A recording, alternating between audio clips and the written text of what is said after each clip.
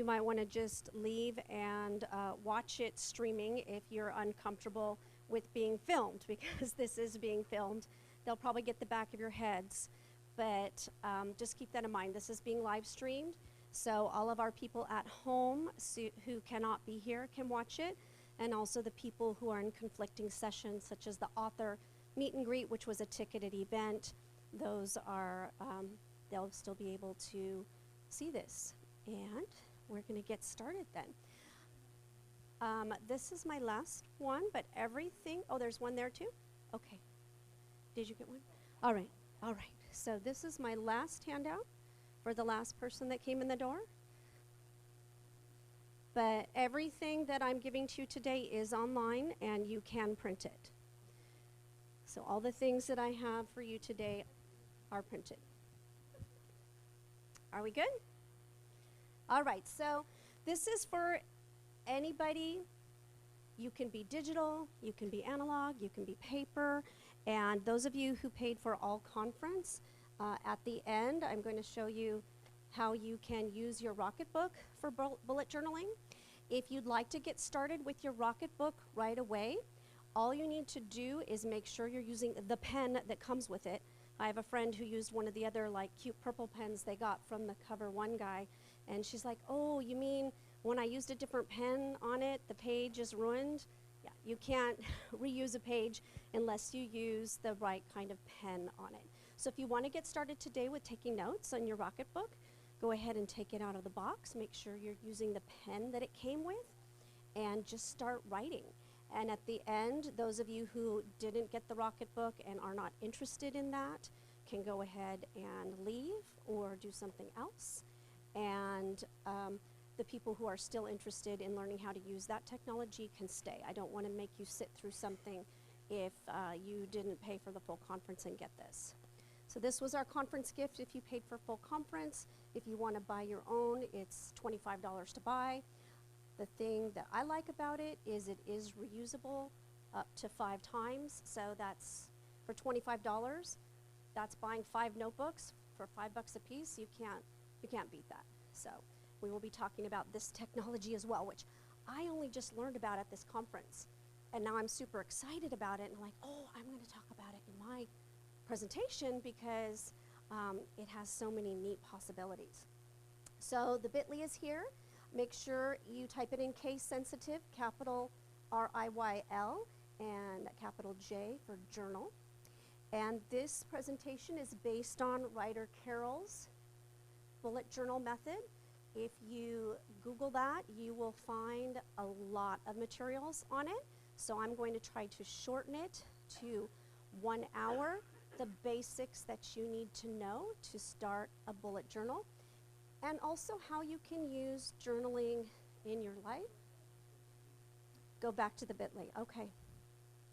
It is here. And we also had some people just walk in. So this is the bit.ly. Those of you who just walked in, the paper handouts are gone, but everything that I'm talking about is printable and available on this site at that bit.ly. It's also on your handouts if you got a handout.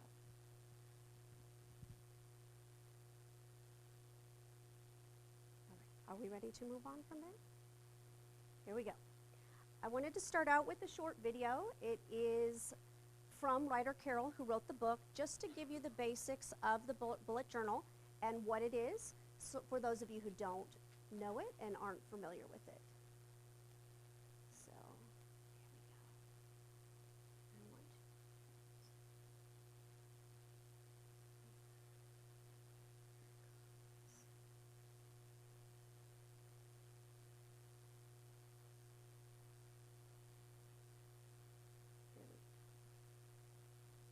We keep track of things, the things we've done, the things we need to do, the things we aspire to. There's a lot to keep track of.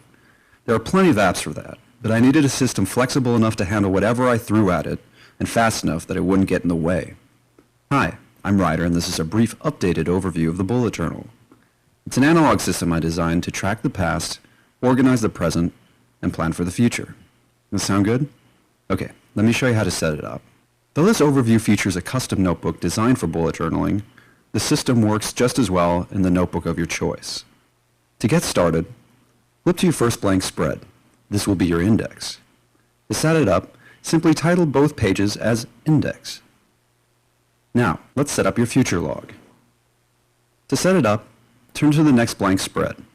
Title both pages as Future Log. There are many ways to set this up. Here's a simple 6-month version. Count the amount of lines on your page. Now divide that number by 3. With a ruler, draw a line across the spread. Add the months to each box.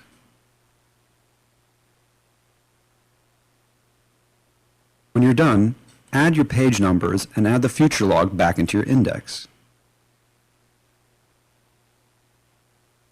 Okay, turn to your next blank spread. This will be your monthly log. Add the name of the month on both pages. The left will be your monthly calendar. Write down all the dates of the month, then add the first letter of the days. Okay, that's the calendar. The right page is your monthly task list. Write down all the things you need to get done this month. Before each task, draw a task bullet, which is just a simple dot. Add the page numbers, and then add this month back into your index. The monthly log provides you with a bird's eye view of everything you need to get done in a month and the time you have to do it in. Okay, let's set up your daily log.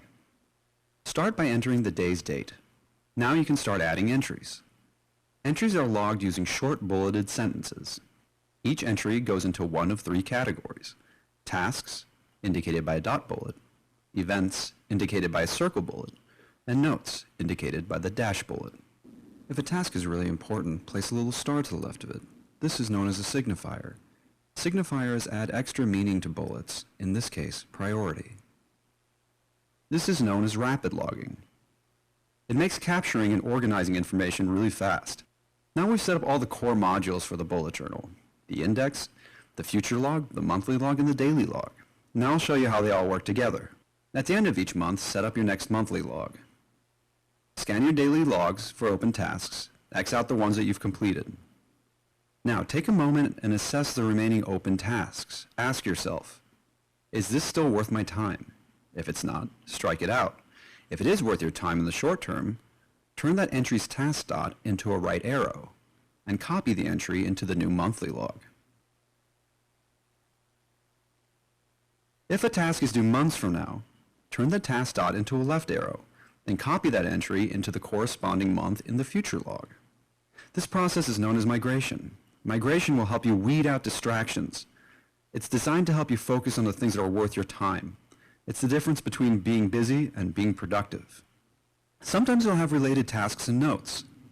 To help organize related items, let's create a collection. First, go to your next blank page and give it a topic and number the pages. Now migrate all the notes and/or tasks into that collection. Now index that collection for reference later. Collections are a great way to organize shopping lists or ongoing projects or classes. Okay, that's it for the basic overview. For more tips and tricks, please visit bulletjournal.com. Please like and subscribe to this channel, and thanks for watching. Okay, so if you missed that video or you'd like to rewatch it because it is a lot to take in when you're first starting to learn about the bullet journal, it is right there. The YouTube embed code is there on my site, so you can watch it as many times as you want. So those of you who are just walking in, I don't have any more of the printed handouts, but everything is online. Also, if you prefer to work in a digital format, I have a digital bullet journal, and this is something that I do with my students as well. I do teach a lesson with some of my reluctant reader classes on organizing their life using a bullet journal, and that I also have the lesson linked on my site as well.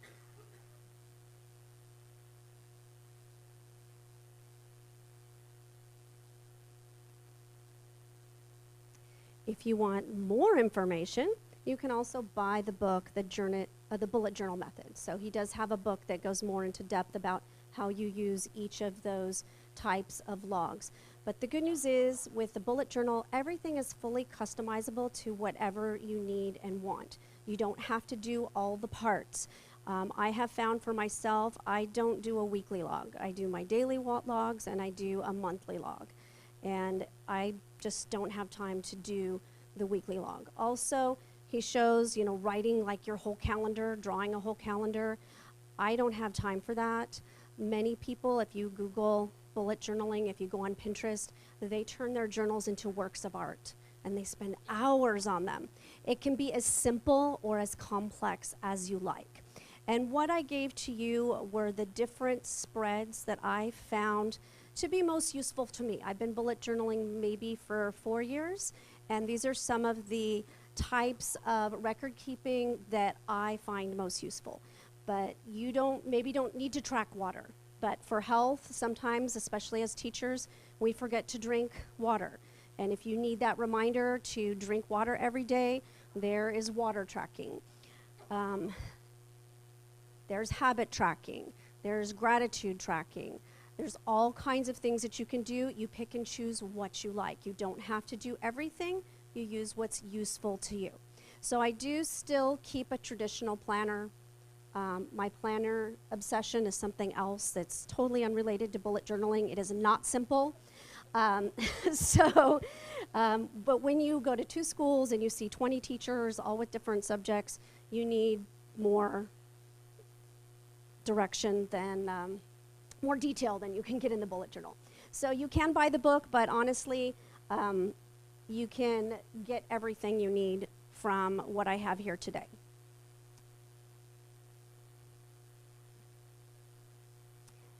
This link here is to the digital bullet journal. This is one that you can just make a copy of if you have a Google Slides, and a lot of the basics are there. If you prefer not to kill trees and waste paper, you can do digital bullet journaling. One of the things I tell my students that's a benefit when you keep an online journal is that it's password protected. You cannot lose it. You cannot leave it somewhere and then somebody has your life in their hands.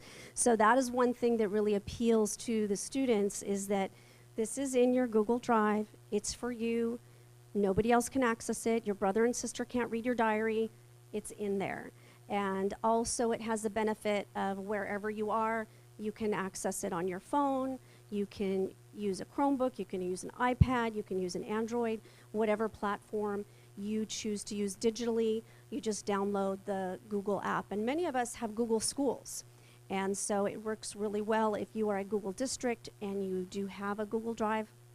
I would just caution, this is something I learned the hard way, is that if you are a Google school and you use Google, open up a personal account, create everything in your personal account, and share it with your work identity. Because sometimes we leave districts unexpectedly because they cut library programs. And even though you share everything with your personal identity, when they delete your stuff, if you were not a co-collaborator actually editing on that document, if you had a lot of things that were just for your reference, they're all gone. So make sure you create things personally and share it with your work. A little helpful hint I used. So the first page is just the title page. It has on it my bit.ly, my information. One of the things I learned from the great Jane Lofton, who is here in our session, is when you come to a session, for many of us CSLAers, it comes with lifetime support. So my email is there. You can email me anytime. One of the things you'll also find, especially with Google, is permissions. Sometimes when you have different identities, I noticed one of mine here says you need permission to access this document. If you come across like that, something on my site, just click that button that says request access and I'll fix it. Because when I look at it, I have access, no problem. But when somebody else looks at it, you will see, and I'll show you now, you will see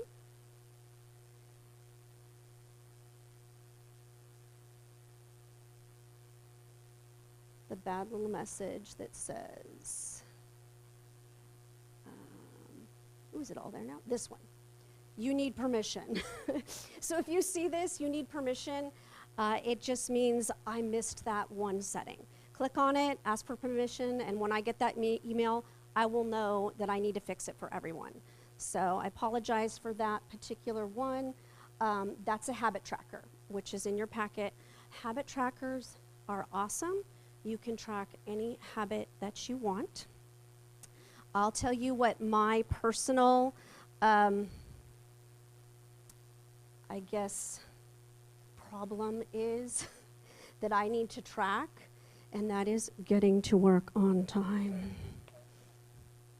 So I have a little habit tracker where it's called Getting to Work on Time, and I give myself little green boxes if I make it to work on time, and I get the red box if I didn't make it to work on time. And then at the end of the month, I can see how well I did on that habit. And so that's the one that is not showing. Ah, here it is. So this is an example of a habit tracker. I also do it for reading, my reading tracker, and I track how many days a week I read. My goal is to read 5 days a week, and I can see if I did that through my habit tracker for reading. Anything you want to track. Some people like to track exercise. That is not me. But anything you feel like you need to track, you want to give yourself little happy faces or little X's. It feels good to check that box. If you need to work out every day and that's the habit you want to track, then you give yourself little X's for the days that you do it, and then, you know, a sad face or a red box if you didn't do it. So habit trackers are one of the things you can do in a bullet journal to track your health and wellness. Things you know you need to do, like exercise, drink water, but also leisure activities, things that you want to make a goal for yourself to do. So I just wanted to let you know that's what's supposed to go here.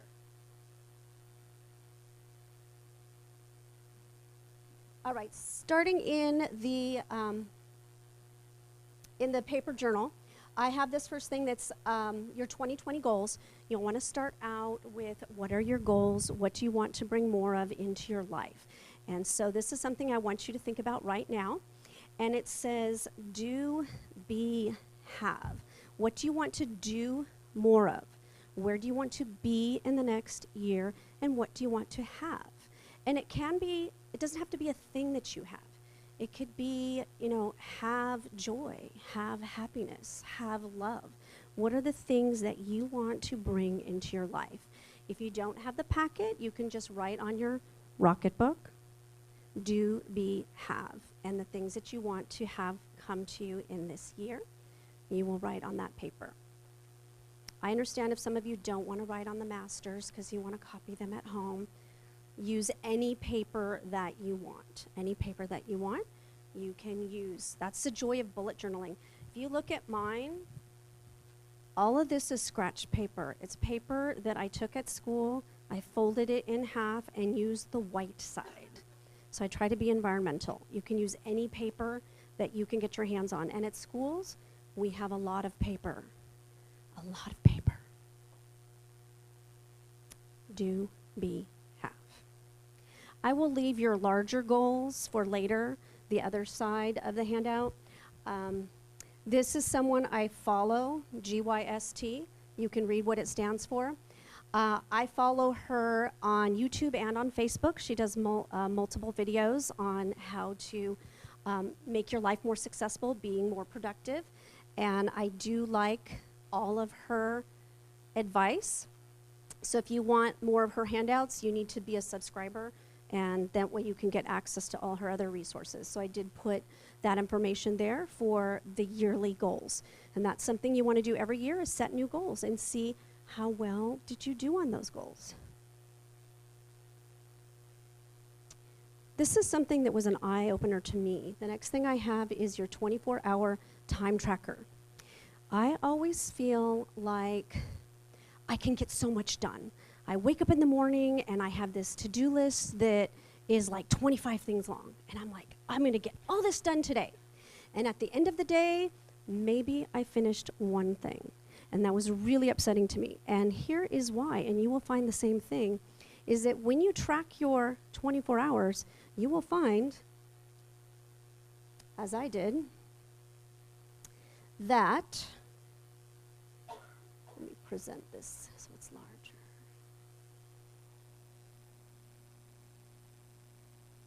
Okay, so this is my 24 hours. We have to sleep, right? We have to get ready for the day. We have to eat, get the kids' lunches ready, got to drive to school, go to take the kids to school, drive to school. Somewhere in there I eat a snack. I work all day. I might get a conference period when the teacher that I'm seeing that day has a conference period. I got to eat lunch. I got to drive home. I got to make dinner. I got to do chores. And then I have this teeny, teeny, tiny bit of space here for fun.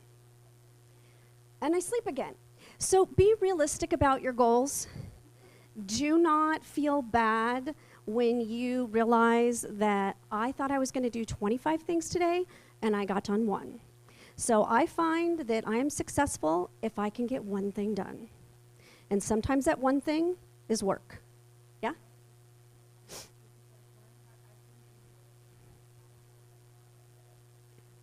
Yeah. It is. Here's something else that I did, that I learned. There is, a lot of it is to-do lists, a lot of tracking, a lot of to-do lists. One of the things I did with my to-do list is I went through it and I wrote next to it, is this something I have to do? And if it's something I have to do, I put like a, R for required next to it. And then I have something that's like a goal. This is a goal. And I put, a G next to it. And then if it was just something that was like an idea, something I want to do, I put like a W for want next to it. And when I looked at my list, there really was only like 3 things that I had to do. And it was like, turn in your reimbursement receipts for CSLA. I want my money. I have to turn that in. And so when you actually look at how much pressure you put on yourself, you need to do that.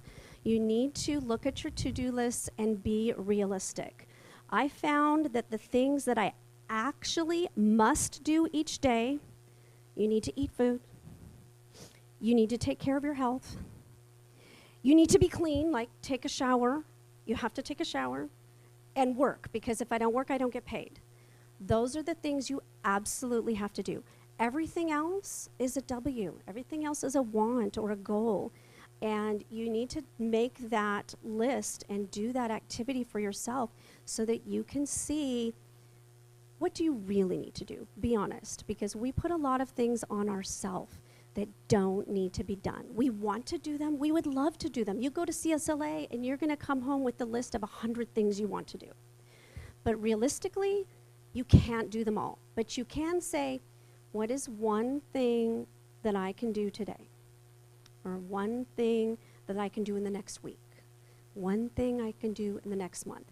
Don't beat yourself up because you can't go in back to work and implement everything that you learned. You'll kill yourself. And that's where I need to talk here about your health and wellness. Be realistic. Yes.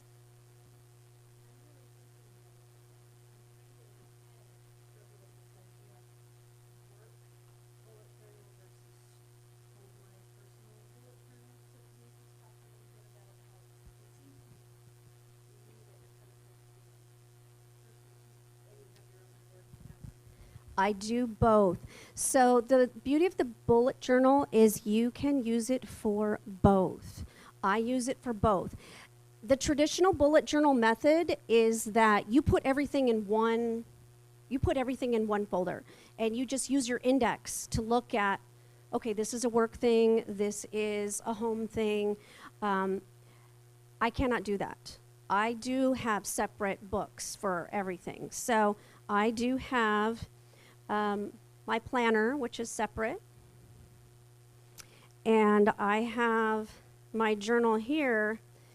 And this is this was from Office Depot, I think. It has these little tabs in it, and I have tabs, and I have one for work. I have one for each school because I have 2 schools, and I do divide it out. And that's why I buy a system with removable pages. This is an ARC system, a disk-bound system, that's what they call it. ARC makes one, Tool makes one. My favorite is Happy Planner. And that's because it has cute little hearts and it comes in rainbow colors. So you can customize it. And the bullet journal system, the idea is to have one journal that you carry with you all the time and everything is in it, and you index it. That doesn't work for everyone. As I said, it's fully customizable. I have separate journals I use for separate things, but that's also why I have to carry all my journals in this. And if you want to get to the point, and I have to have them all with me, because if I get an idea in the middle of the day that needs to go in my work journal, I carry it. So I am not a rule follower when it comes to the bullet journal method. I have lots of journals. I've got one for CSLA, I have one for my website, I have one for everything. So it is fully customizable. You do it how you like. Does that answer your question? Okay, good. So this was the first thing I had for you to do. The first exercise is to see how much time you actually have. Yeah.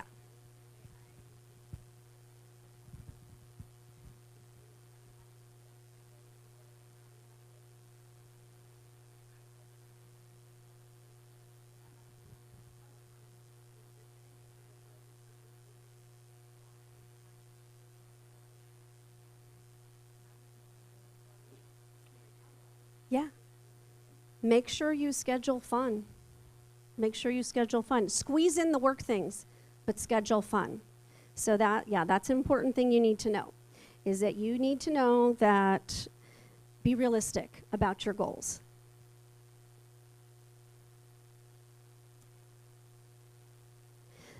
This was another really interesting thing that I did, and I got it from a library survival guide that was ancient. It was like 20 years old. So the only thing useful I got out of it was this. And it's like, part of the bullet journal method is to identify what you really want. What are your goals? And make more time for that. So you don't fill your life with all these really tasks that you don't need to do. You put them on yourself. You feel like you should do them. I've heard that saying, don't should on yourself. Don't should on yourself. Make sure you're making time for the things you really love. So there's four boxes there. You know, what would you do if you had more time? And when you identify those goals, then you want to make sure you make more time for those things. The first time I did this activity, I was like, sleep. I want more sleep. So I put sleep on there. And then I wanted more fun. And one of the things I do for fun is Facebook and Pinterest and just like mind emptying things you don't have to think about, things to turn off your brain. And it was interesting that I did another exercise, which I'm going to recommend that you all do, and that is the gratitude journal, and it's in there. Gratitude journaling is another thing that you can do, and there are many studies that have been done that show that if you take time to think about gratitude every day, you will be happier. You will literally be happier because you are focusing on the haves instead of the have-nots. You're focusing on all the beautiful things that you have. And one of the things that I did that was really surprising to me is I tracked my gratitude for a whole year. And then I looked at, well, what are the things every month that I was grateful for? And I tracked it like this. I went through and I tracked all the things I was grateful for. And after a whole year, it was interesting, the things that I love. And I made it a point for when I filled this out this year to actually put more of the things I love into my life. And number one for me was people. And so it's like, what's interesting, before I thought I wanted to spend more time with Facebook. And I know that's people, but maybe really I should be spending more time with actual people and not the people that I see on Facebook that were my friends in high school, but I really don't even want to see them other than what they're doing on Facebook. So I made it a point for me this year to make it a goal to do more things with people, to actually interact, go out to lunch, be with my friends. My number two thing, and this is kind of sad, food. Okay, I'm a big one for food rewards. And one of the things that you can track in your bullet journal is non-food rewards.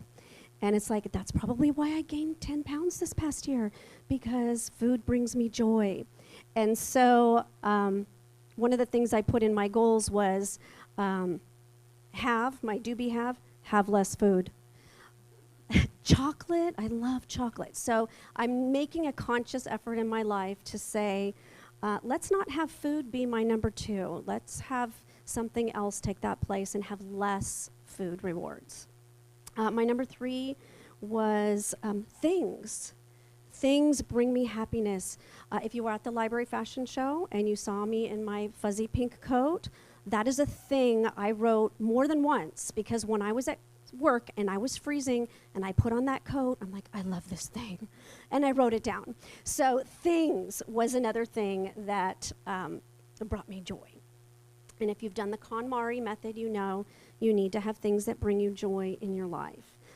Number 4 was events, and a lot of them were like CSLA events. And so I'm like, I really love doing events with CSLA. That's why I'm on the conference committee, I'm on the board, I'm becoming the historian. I get a lot of joy out of it. And so once you identify the things that bring you joy, put more of those things in your life. Do that gratitude journal every day. And you know, it can be the last thing you do at the end of the day, or it can be the first thing you do in the morning. Think about yesterday. But really look at, when you have a whole year's worth of gratitude to look at, what are the things that really bring you joy, and put more of those in your life. And of course, books were on there too. In my top 5 was books. So take some time to identify what are those things that you want more of in your life, and make it happen. Make it happen. I also have for you a handy little guide for things to, ways to cope with stress.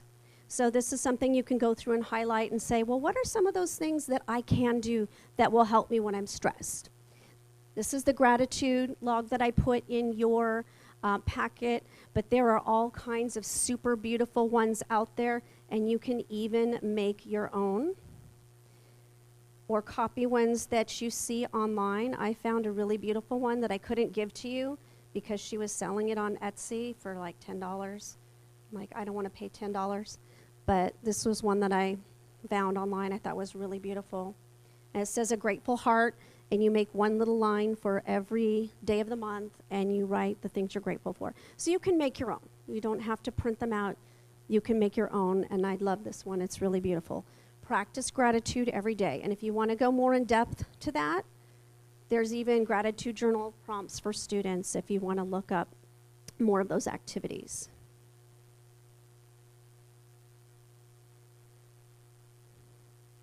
So after you go through a month, another thing you can do is review that month. And I actually I don't try to keep the archive of my whole year. I keep 1 year. And the next year, because schools, we do the same thing every year. So when a new month happens, I look at what I did last year. And then I see which ones of these things do I need to do again this year? And it's my automatic to-do list. So, okay, I need to do all these things. I do this every February. I put up my African American History Month display. Every February, I put up my Valentine's Day romance display. The things that you do every year, you can look back on a year and take from that, and it's a time saver. You don't have to rewrite that list. You just look at what you did last year. But also, it's important to review your month and think about what went well and what didn't do well. So next year, you're going to forget everything. You're going to forget everything that happened last year. You reread that and you say, oh yeah, you know, it seems like every February I get sick. Maybe it's because I'm getting ready for conference. So that's a reminder to myself that when February comes around, I need to focus on self-care. I need to take more care of myself so it doesn't happen again next year. So you're doing the same thing we try to teach our students about reflection and reflecting on their assignments. You need to reflect on your life and figure out, what can I do this year that's going to be better than last year? What are the downfalls, the problems I had last year, to remind myself, don't do that again. Because, you know, don't do 2 vacations back to back because you're going to get sick. Don't say yes to everything because you're going to get sick. Give yourself those little reminders not to do that, or hey, this worked really well, do this. Take that time to reflect. I have for you here also some daily logs, little templates. This one has a sleep tracker. I don't have problems sleeping. I love my sleep. I go to bed early every night. I sleep in as late as I can. But there are some people who need to remind themselves to sleep. And if you are a person who needs to track your sleep, it might be helpful to have a sleep tracker. If you have a Fitbit, it'll do that for you. But I tracked my sleep for a month, and I was like, I have no problem getting 8 hours of sleep. So I don't need to track that anymore. So that's another thing, is don't fill out a tracker just because, ooh, a water tracker, I'm going to track that, or I need to track my sleep. If you are consistently getting 8 hours of sleep, or you made your goal, you don't need to track that anymore. Stop tracking it, because you got that, girl. Or guy. We have some guys in here. I already talked about the habit tracker. This is the reading tracker. I get a lot of pleasure out of, especially since I do a lot of library books and a lot of digital reading and audio reading.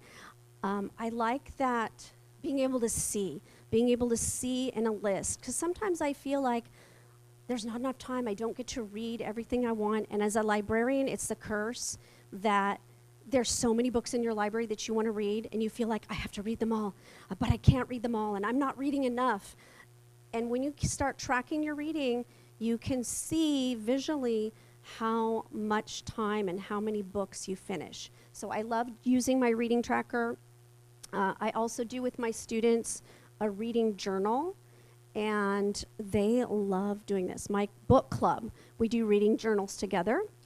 This is my reading journal. I can pass it around if you want to look at it, but it's another thing, a way I incorporate journals into my teaching with my students. And it's really fun to see, especially if you do a lot of non-physical reading and you don't have the bookshelf with all the books to remind you. My husband called it, do you really have to display your kills? Like the trophy hunters who put the animals on their wall. That's why he bought me a Kindle. He's like, here's a Kindle. Now you don't have to keep books everywhere in our house. Okay, so now I keep track of them on paper. And here's another example that I do, a blank one. That's my actual one. That's my blank one that I do with the students. So I also do reading journaling with my students, and that's something I get a lot of pleasure out of, and that's another type of bullet journaling, is to keep a reading journal. And I read the most beautiful quote about why you should keep a reading journal, and it was, because over time I forget what I've read, and it's like forgetting a friend. And so she started a reading journal just to have that to go back to. The characters, what you learned from it, what you loved about it. And I use it regularly when I want to book talk a book with my students. I don't remember the names of the characters, and I can pull it out, and then I have, this is what I said about it, this is what I loved about it, and I have that record that I can share with my students. TV trackers, movie trackers, this is how I keep track of what episode I'm on in a series, so that if I get distracted and I don't get to watch TV for a month, I can remember where I left off, what I was watching. It also tells you how much of your time do you spend on TV.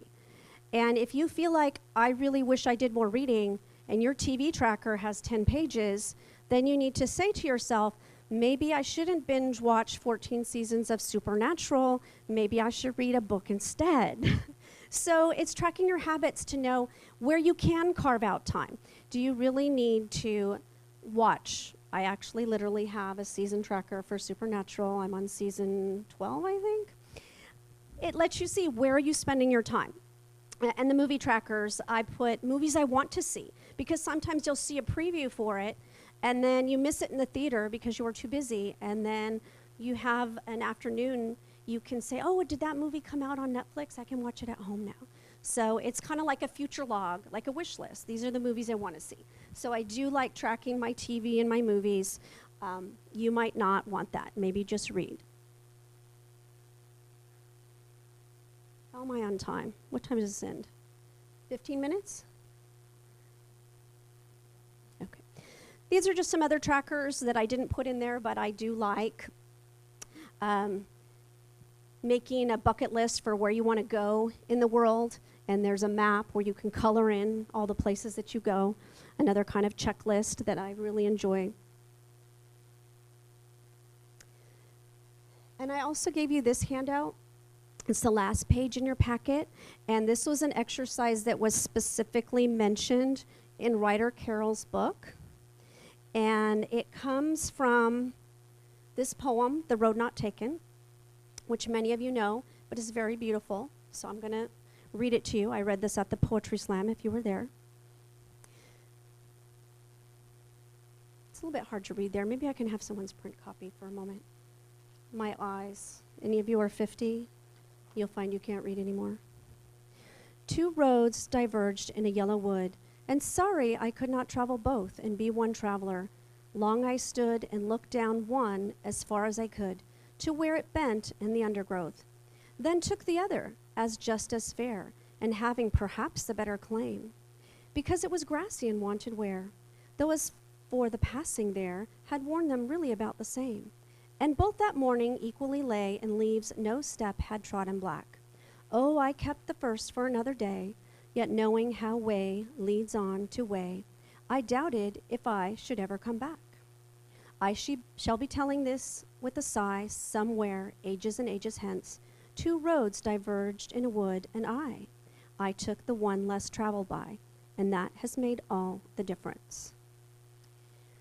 So the exercise that writer Carol talks about in this book is to imagine those two paths and to actually take 15 minutes to write about each path. So this is what he says: A Tale of Two Lives.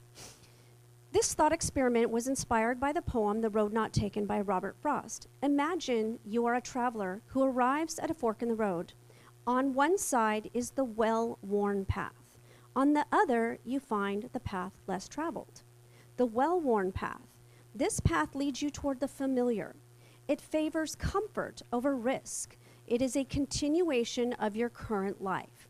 You simply move along in whatever pursuits are comfortable for you, putting little effort into changing your lesser qualities or striving for improvement. At the end of this life, what will you have accomplished, personally and professionally? What are the consequences of this life? The path less traveled. This path leads you to the unfamiliar. It is a life that favors risk over comfort. You dare to pursue the things that interest you and actively work to improve yourself. At the end of this life, what will you have accomplished, personally and professionally? What are the consequences of this life? Now, bear with me, for each path, take 15 minutes or more to write your obituary based on having taken that path. Create a Two Lives collection and add it to your index. Start with one spread for one path. Set up the second spread only when you've completed the first. Fill as many pages as you need. Dig deep. Be honest. This is for your eyes only. What do you see as you look far down each path? And then after you look through the obituaries, decide what you liked about each one, and then make those goals in your life, the things that you want to have happen from this exercise. So I'm not going to have you do this here because it does say 15 minutes for each one. But you do have the poem there, and you can start on this actual paper if you want to do that exercise. But that was one of the exercises in this book for really thinking about the goals you want to have happen in your life. So I did want to show you some of the places where the other things are that I mentioned, which is, I have at the bottom some of the other lessons I do with my students that are related to journaling, goal setting. So I do a goal setting lesson. I do reading journals with them, and I have a template, and I do have a few extras of the reading journal that I did with my students. And I guess people who sit in the front row can take one and pass it back, or see who doesn't want one, you can hand it back farther. So those templates are all there. The student personal journal, I did want to show you how that differs, because this is something important as well, that I teach this every year with my students to keep a personal journal. And I have used it regularly when they do historical fiction units, because I'm like, you are writing the history of your life. And I figured these guys love Diary of a Wimpy Kid so much.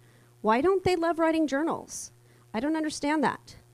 So I did this little, this is Greg Heffy from the Rowley's journal that they came out, the Diary of the Awesome Friendly Kid, and he's like, hey, he copied me. So I'm like, you guys are going to copy Diary of Wimpy Kid, which is the most popular book in my middle school library. I have an empty shelf where the 80 copies are supposed to live. And this is the template I give to them. I push it out in Google Classroom. And this is what I tell them about keeping a personal journal. And this is a true story. I used to teach 8th grade English, and I made them write every single day because I had an English teacher that made me write every single day. And at the end of the school year, they used to have this assessment that you had to take for the district that proved you knew how to write, because they were graduating students who couldn't write, and they needed to make sure, oh, we need a test for that, so we don't graduate anyone who can't write. And they have until they graduate from high school to pass this writing assessment. And this was the first time they give it, is in the 8th grade, and every single one of my students passed. And the principal came to me and said, every single one of your students passed. Nobody else has that pass rate. How is it that every single one of your students passed? And my answer was, we write every day. For 1 month, I had them write personal journals. For the rest of the year, I gave them writing topics that were like quick writes, that went with whatever we were studying at the time. And this is what I tell them. It helps you develop your writing fluency. And what does that mean? The more often you write, the more comfortable you are writing. Just like a sport or any other skill, you need to practice in order to improve. The coach doesn't always have to be there when you practice shooting baskets, and your teacher doesn't need to correct every error for you to improve. Number 2 is for organizing your thoughts. Writing is a complex thinking skill, and the muscle between your ears needs exercise too. Number 3 is for expressing yourself, capturing your emotions on paper, your highs, your lows, your frustrations and successes, and you can learn from those. And the last part, and this is where you get your standard in, journal writing is a form of narrative writing. One of the types tested on the SBAC.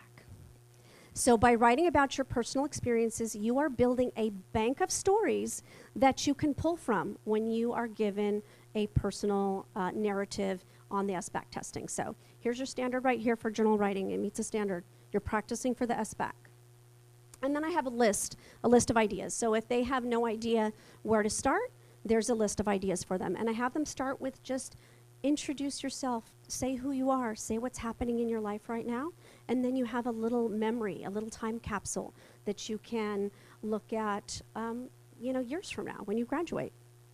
And then I give them the space and the time to write. I make them write for 5 minutes solid. And after that, I leave it up to the teacher if they want to continue that in their classroom. But when I introduce it as they're reading the diary and Frank, why not have the students keep a diary? It's a perfect connection to that. And there's a lot more studies that are being pushed that are saying, bring back this writing fluency. Give kids time to write because they need that. Kelly Gallagher is a speaker who talks about that. If you know Kelly Gallagher, he wrote Read Aside, which is how English teachers kill the love of reading for our students. Look it up, Read Aside, it's a thing. So I did want to share that I also do journaling with my students, and the reading journals is their favorite thing. They don't even really want to come talk about books, which makes me sad in book club. They want to make the journals. They want to do the washi tape. They want to decorate it. And our kids, it's another kind of maker space. A lot of our kids don't have that time to make, that time to work with paper. And giving them that time is also something amazing. Now, I did promise you a little bit of time with the Rocket Book, so if you don't have a Rocket Book and you're not going to use it, this is your time to leave or do something else, because I do want to tell you some amazing things I learned about the Rocket Book and using it as a bullet journal.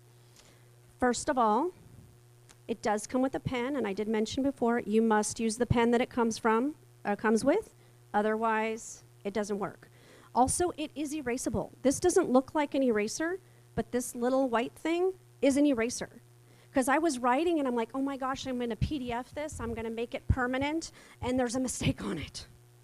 And then my friend's like, it has an eraser. This is an eraser. It doesn't look like an eraser. It looks like it's plastic, but it does erase. So you can practice that now, write in your book, and erase it. It works. Oh, like if you try to do it right away, then it smears? Yeah, so let it dry first. This is we're all learning this new technology, which is pretty amazing. So I do also have on this site my bullet journaling page. If you didn't get a Rocketbook, as I said, if you want to, the Rocketbook site is there. They also do sell them on Amazon, but not, I couldn't find the exact one that we have, and so that's why I went to the Rocketbook site. Do they have them at Target? Okay, somebody says they have them at Target. So this is the model that we have. This is the Rocketbook Wave from the Rocketbook store. The link is there. Executive size is the size that we have, and it's $25. I love my pens. I love my pens, and I was like bummed. Okay, blue pen. I like to write, as you see here, I like to write in purple. And I have already ordered this. It's coming to my house, 2-day shipping, because I love my colors. And you can get them from Amazon. Yeah, the Frixion, so it has to be this Frixion in order to work. So this is a sample of what I actually did with my Rocketbook. One of my practice things. First thing you need to do is download the app in the Apple Store or Google Play. You need to create an account. I connected mine to Google because that's one of those things where if you use Google sign-in, it's like one click. And now my Google identity is connected to my Rocketbook, and I don't have to set up anything new. But use your home one.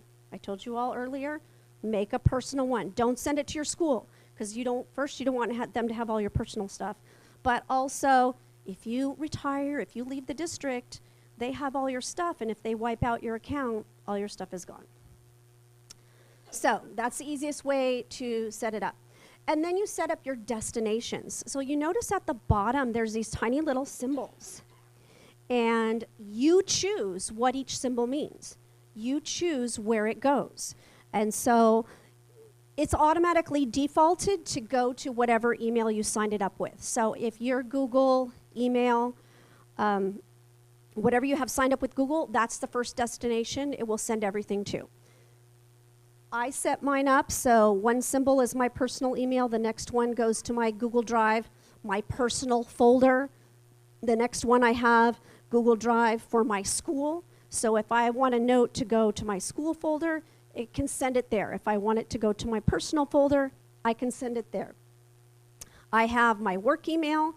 You can also designate up to 5 family members. So if you wanted to send them an email of, here's the recipe for what you're cooking to dinner tonight. I expect it to be ready when I get home. You can email up to 5 people in your family with that information.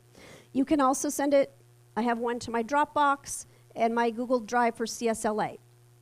And there's different destinations. I just use Google because I'm a Google school. But some of you might have OneNote. Maybe your school uses Microsoft. So OneNote, OneDrive, Evernote, Dropbox, Trello, Slack, Box, and iCloud. Those are all the destinations. I'm not familiar with all of those. As I said, we're a Google district, so I send everything to Google. Something else that I didn't know is I kept scanning it and my box was empty. I'm like, why do I have nothing? I've scanned 3 or 4 things. They're not there. You have to press the next button. Otherwise, it goes nowhere. I'm like, scan. I'm scanning things. It's not going anywhere. You click the next button, and then you click send. And whichever little icon you X on the bottom is where it's going to go to. But you do have to set up those destinations. And it's really easy. You click on it, you click on Google Drive, you click on the folder you want it to go to, you press save, and it's done. It's pretty easy to do that. And this is what it looks like.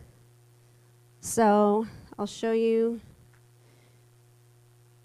Here's how it is in my Rocketbook. And I did this today. I got this thing the same time that you guys got it. And I just said, how can I use this? It's so amazing. It's great for bullet journaling because you can reuse this.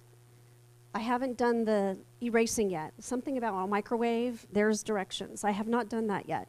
But you can erase it and reuse the pages again and again. So that's how it works.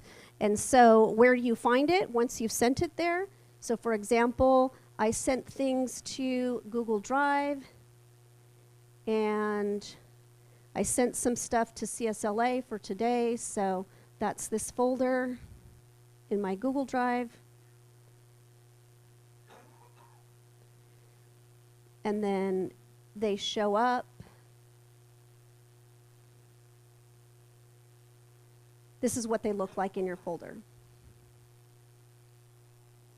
So here's a little hack that I learned. I'm like, okay, can I use regular paper and scan something to my drive? And this is what I did. I took this thing I wanted to scan because this was actually literally copy and paste, cut, scissors, glue, and I didn't have it digitized. So I set up a page that says CSLA Google Drive with the little icon at the bottom.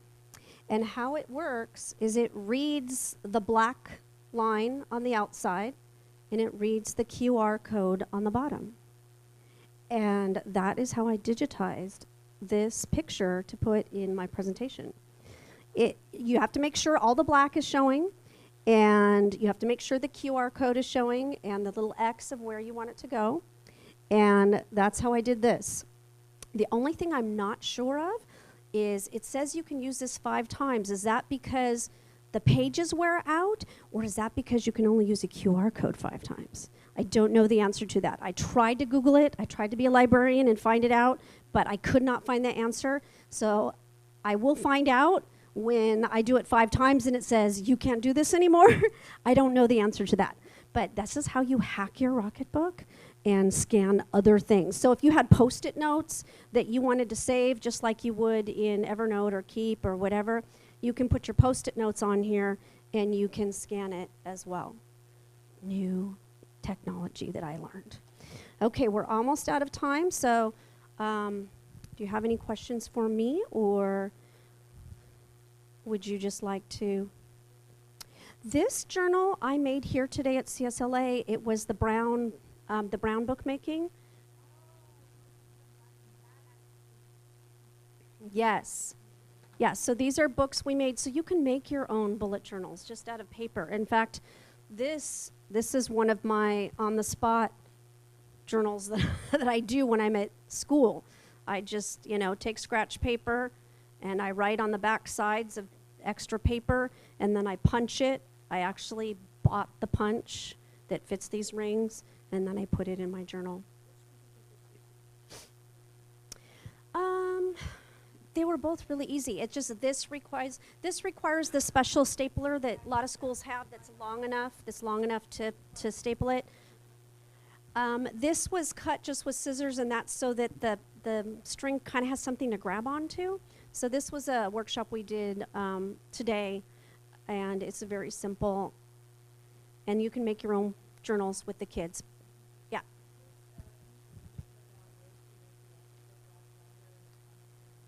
Oh, good to know. So yeah, we're all learning about this technology. Yeah.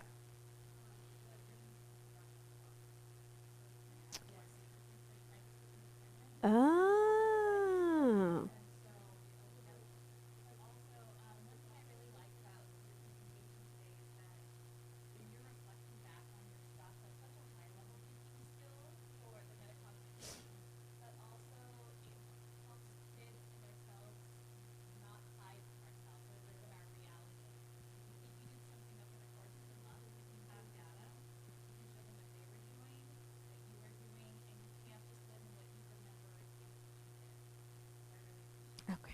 Yay.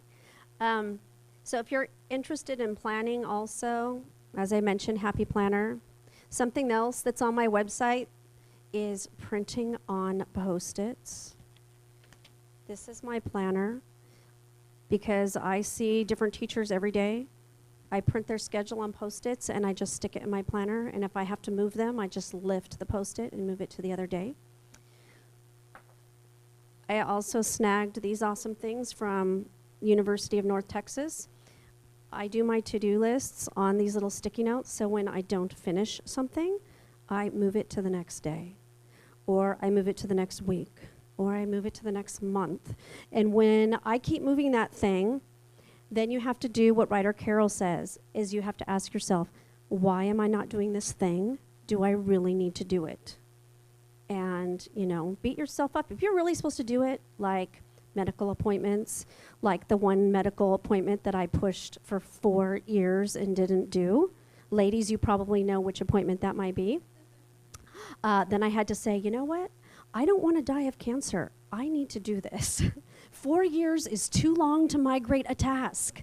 If you're migrating a task for 4 years, you have to do what's called a collection. And that is, you say, okay, my doctor's appointment. What's the first step I need to do? Call the doctor. Step 2, make an appointment. Step 3, don't cancel that appointment. Actually go to it. Or, you know what I did for myself? I took the day off. So it was like, I'm rewarding myself. And I got that idea from a friend who posted it. I'm rewarding myself with, you know, hamburgers and french fries from this place I really am not supposed to go to because I did my appointment today that I've been avoiding for 4 years. So I gave myself the day off, and I was like, if I have to take the day off to get this appointment done, that's what I need to do. I think we're over time now, but if you want to stop and stay and talk to me, lifetime support, email me. If you see something on my site that's like, you know, I need permission, just click on it. It'll send me the notification. I'll give you permission, and I'll know to change the settings. Or if you say, you talked about such and such and I can't find it, then I can send you the link. All that information. You guys have been a wonderful audience, and we'll all grow and learn together. Thank you so much.